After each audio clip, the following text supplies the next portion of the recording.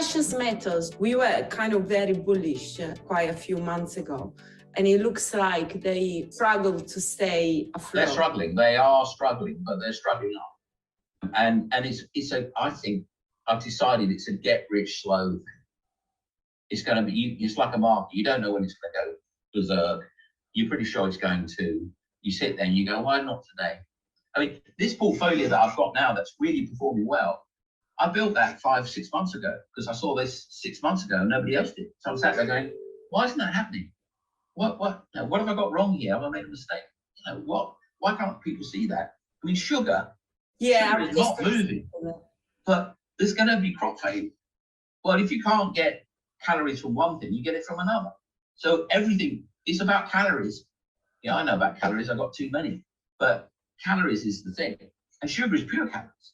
Yeah, and if fuel goes up, biodiesel goes up, more sugar goes to biodiesel. So, it's so funny, we go back to the same, you need to have a balanced diet, you need to have a balanced portfolio. Today is all about health. I'm not so sure about the balanced diet. I mean, I agree. Bread, cheese, wine, feeling fine. How people can avoid stress during this very stressful market to make sure they don't end up dying rather than surviving? I mean, well, I don't think anybody's died of stress in the market. They lost their shirt. Well, I heard some people killing themselves after the Luna. Oh, come on, you get the saddest Zak. No, but really, some people. Everything's bad. No. You know, at the end of the day, the way to minimize your stress from investing, well, in the markets is don't trade. It's inescapable that you're going to be stressed with that. That is a stress game. And it's a difficult game, and it's one that most people lose at. So you get stressed, it ruins your day, and you lose your day. Don't do that. And if you're going to invest, well, that's much less stressful. If you invest in the way that's compatible with your psychology, that's the least stressful. If I do, I mean, I did a little trade on it was Petrofac, which is a strange oil facilities company, and it fell out of bed 2 days ago. Yeah. And I thought, that's not, I want some more of that. So I bought it pretty much at the low. It went up 3%. I sold out. Yeah.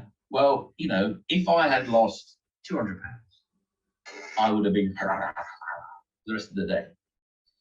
If one of my investments had gone down 5% and I'd lost 50,000, I'd go, Yeah. Yeah. So that I'm not stressed with my investments, that I am comfortable with what I've got. So you know, I'm at ease with my portfolio. Now the whole market's collapsing. I've got, you know, reasonably, I've got a big long position, and I'm minorly stressed because the world's falling to pieces in the markets in America, and there I am long like an idiot.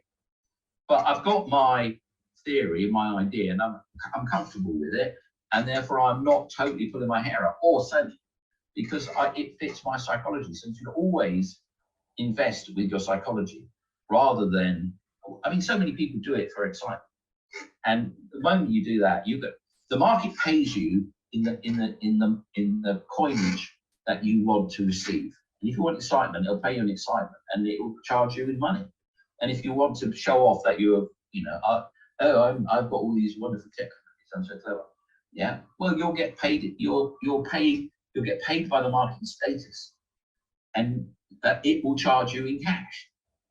And if you go into the market to make money, to make cash, they'll pay you in cash.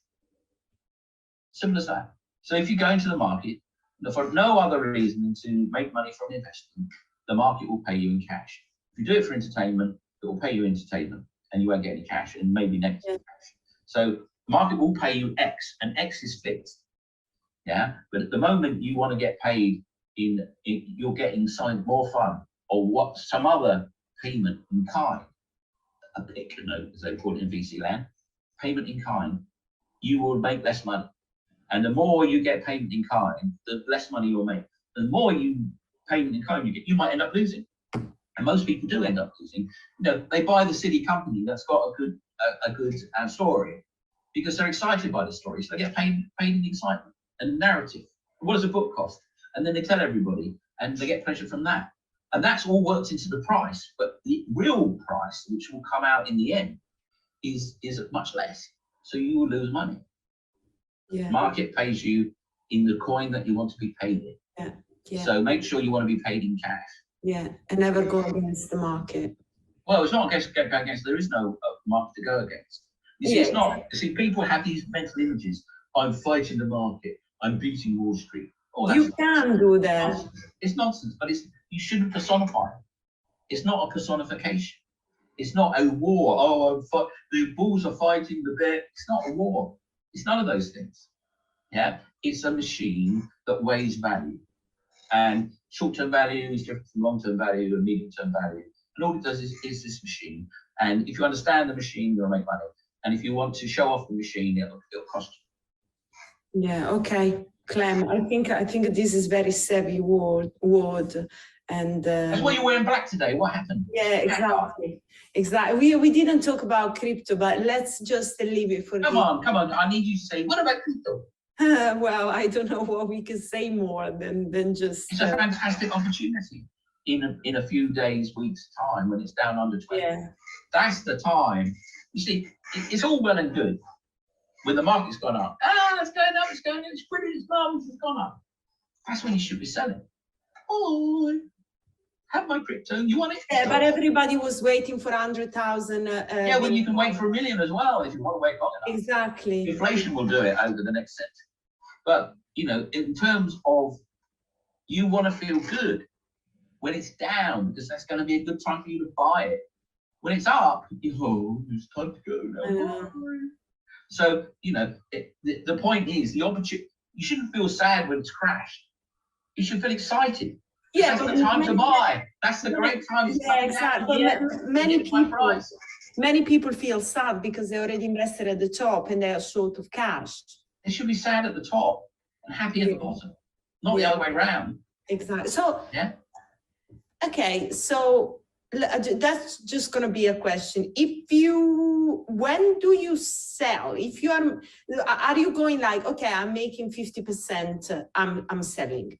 So what are your ratio to kind of, do you have a ratio about selling, or is it about hearing about different kind of variables and then say, okay. In stocks, I used to sell at 30% profit automatically. Okay, that's good. I used to, but over time, I realized that when it gets to 30%, you look at it and go, can it go more? Will it go more? Is there possibilities of going more? And I will sell it if it does this.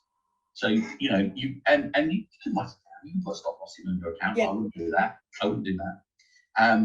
But you keep examining it. So rather than say at 30% I'll automatically sell, you say at 30% I'm going to start watching this thing and sweating. Yeah, and it goes up and goes 60%. Oh, okay. And you're in clinging on mode then. In your mind, you sold, but you still got it, and you're waiting for the time you go, yeah, that's enough, goodbye. Yeah. Now with crypto, because it's so much more volatile, the sellout point is so much broader. And in the same way as the stop loss has to be wider, the actual band is much wider because of the volatility.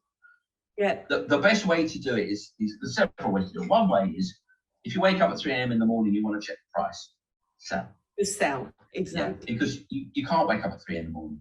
It's not good for your health. And stocks and opportunities are like buses. They come by every now and again, and you jump on them. And there's 2,000 British stocks, there's 20,000 American stocks. There's loads of cryptos, and there's only one dog, and there's only one pound, and another one will come by. Yeah. So if you're going to make money because you're smart, not because you're lucky, there's another one coming by, and you can say, this is too much. I'm waking up at 3 a.m. and this sell. The other way to do it is you go, well, if I ever make X% on anything, I'm always going to sell. I'm just going to sell 500%, 200%, 50%, whatever it is. It's a flag. It goes bing, bing, bing, bing. And then as you get more better at it, you can say, well, it's a rule to look at it, to consider selling, and think about selling, and think about being wrong, and think about being right, and make a judgment call at that point. And the other way is to let the thing run until it goes over the top. So it's going like that. See, it goes like that with me, and I just go bang, goodbye, bye. And half the time that's exactly right. And half the time it's exactly wrong. You can just let it go up and then roll over the top and then get out. But theory tells you it makes no difference. Yeah. It makes no difference at all. So the thing is, if you look at it and you go, oh, maybe I should sell, you should sell. Yeah. Yeah, that's base camp one. Yeah. And then anything more than that, you should bear it in mind. You can always get the next one. Exactly. Oh, I sold it at half. I think this is very important to remember. It's not, you can always get the next one. I like that. Don't ride it all the way up and all the way down. Yeah, because you can get burned in the middle. Leave some. And the other way, which is a way that I don't normally think about doing, and I always remember someone telling me this, and I always remember, oh yeah, that's the way. It's just sell half. Yeah. You start to sweat. You've made 10%, it doesn't matter. And you start, sweat. Ooh. So you sell half of it. Have you stopped sweating? Yeah, I don't care now. So then you can see what happens. Yeah. Because you've lowered your risk. You've taken some of your profit, that's banked, and now your risk is lower. And how do you feel? I want to sell the rest of it. Oh, bang, gone. Yeah. Or I'm going to hold it and see what happens next. So you can always de-risk, as a friend of ours always said. But a pot slice is what brokers would say. You just sell half and see how you feel. But ultimately, you got in with the right idea and you sold and taken your profit. Now, if it's not all of it, it doesn't matter, because it's the getting in that's important. Getting out, well, that's the other end of it. But getting in cheap, that is the important part, because there's not much downside and there's a lot of upside. Getting in, buy expensive stocks that are going to be more expensive. Yeah, exactly. I mean, it doesn't matter that they're highly valued or highly priced. Doesn't make them expensive. Yeah, price is not expensive. It's intrinsically the prospects and the value of that company as it sits there right then.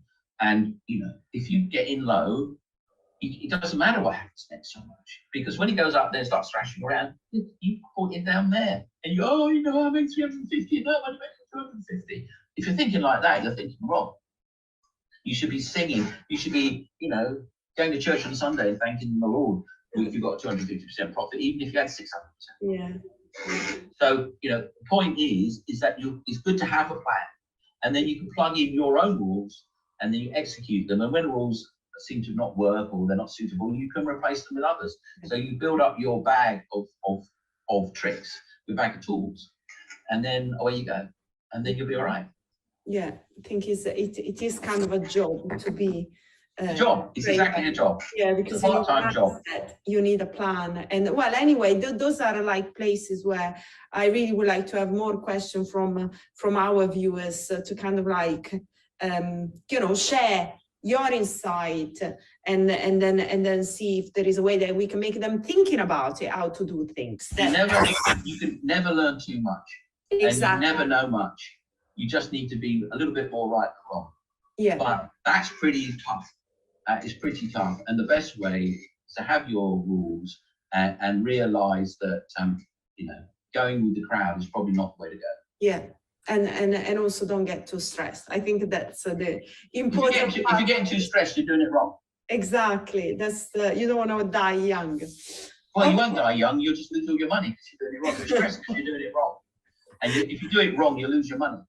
And then, so that's not a game that's going to last very long, because when people lose money in the markets, they tend to lose it fast because they're doing it wrong. They're doing too much leverage. They're buying stuff for the wrong reasons at the wrong time. They're following the herd. It's a very short life traders. Yeah. The world's full of them. I mean, I'm sure for every 10 people that's on here, 8 people lost their shirt by trading and doing all that crazy stuff. And of the people that are investors, I bet there's hardly anybody that's actually lost their shirt. So, it's investing is not trading. Yeah, exactly. Okay. Well, let's bring this conversation back next week, and then we can talk more about crypto. That's hopefully we have got. It's coming, boys and girls. I just got a notification. Ethereum is down 5.7%. Okay, in the last 6 hours. Great. I think that's a fantastic way to end the show, and then we can to end the world. No, I mean it's the cheap is coming in crypto. Yeah. So if you love crypto, cheap is coming, and then you can load up, and then wait a couple of years, and then when it explodes, you'll be the cleverest boy in town. Exactly. So wait for the opportunity. Okay, Clem. Somewhere between the two. Okay, Clem. Thank you so much.